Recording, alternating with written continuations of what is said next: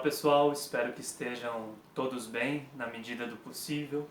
E hoje eu estou aqui com mais um livro para dialogar com vocês e é justamente A Elite do Atraso, do Gessé de Souza.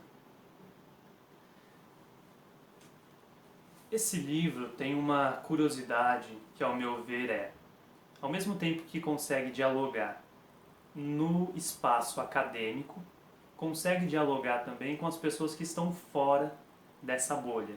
Estou dizendo da sociedade em geral, que não necessariamente estuda humanidades, não necessariamente vive disso.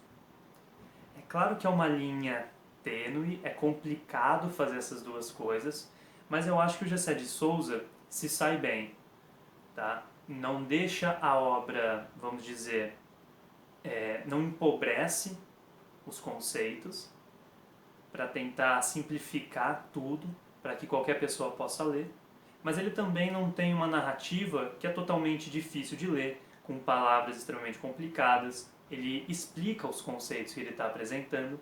Tem algumas passagens do livro que ele até diz, olha, se você não tem interesse nesse debate teórico, pode pular para a página tal. Entende? Então, para mim, essa é uma peculiaridade desse livro que me agradou essa tentativa. Né? É um diálogo entre o campo acadêmico e a sociedade. Acho que é um início disso e tomara que novos livros venham a poder fazer isso, não só o Gessé de Souza. Vamos lá, do que se trata esse livro?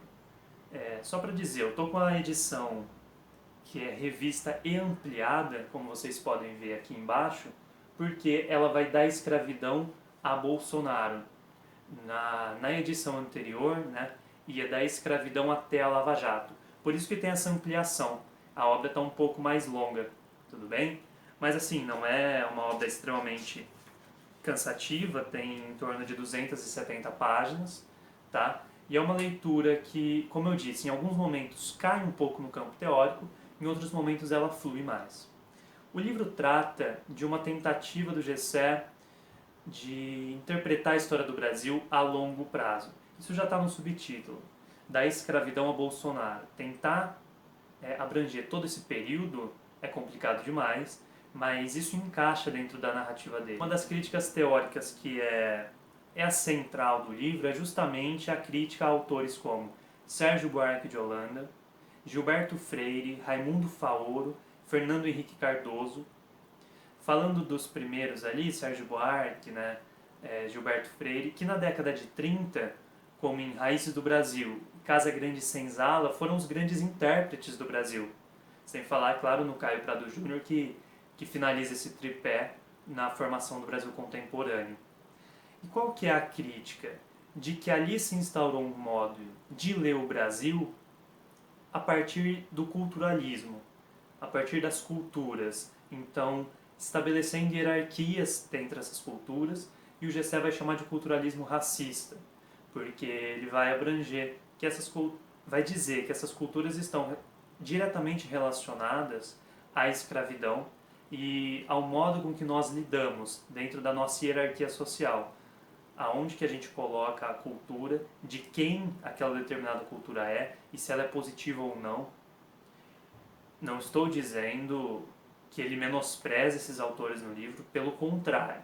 Em muitos momentos ele exalta o Sérgio Buarque, exalta o Gilberto Freire, justamente porque, brilhante do jeito que ele consegue compreender que tudo é uma produção do seu próprio tempo. A gente está falando de uma obra voltada para a sociologia, mas que tem um caráter histórico muito grande. Então, está evidente que ali não é para se desfazer de tudo que foi produzido por esses autores, mas como as leituras deles e dos que vieram depois deles acabou favorecendo um certo tipo de narrativa que, ao ver do Gessé de Souza, é racista e está baseado na luta de classes. Ele vai fazer uma análise longa, como eu disse, então ele busca as raízes da classe média, por exemplo, na relação do escravo com os senhores brancos, ali na figura do capitão do mato sendo o primeiro intermediário. Portanto, ele resgata o tempo todo os nossos conceitos atuais, mas onde esses conceitos tiveram origem na nossa sociedade brasileira. É um livro extremamente crítico, principalmente ao processo da Lava Jato, extremamente crítico à ideia de que todos têm de que todo político é corrupto. Então aquela velha frase que a gente ouve na boca de muitos por aí, bandido político é tudo ladrão, é tudo bandido, é tudo farinha do mesmo saco. Ele diz que isso vem de uma tentativa de jogar a população contra o Estado.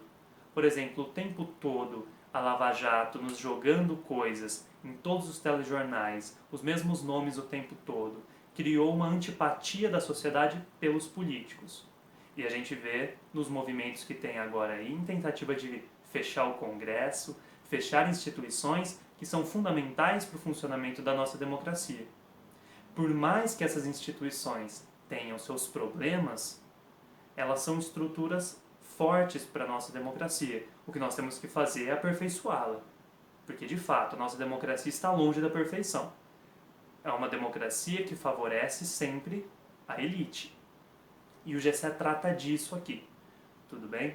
Principalmente também de como a ideia de que o Estado é algo extremamente ruim e de que a salvação está nas privatizações, está no setor privado, que muitas vezes são essas as atitudes, né? Essas as propostas de muitos políticos.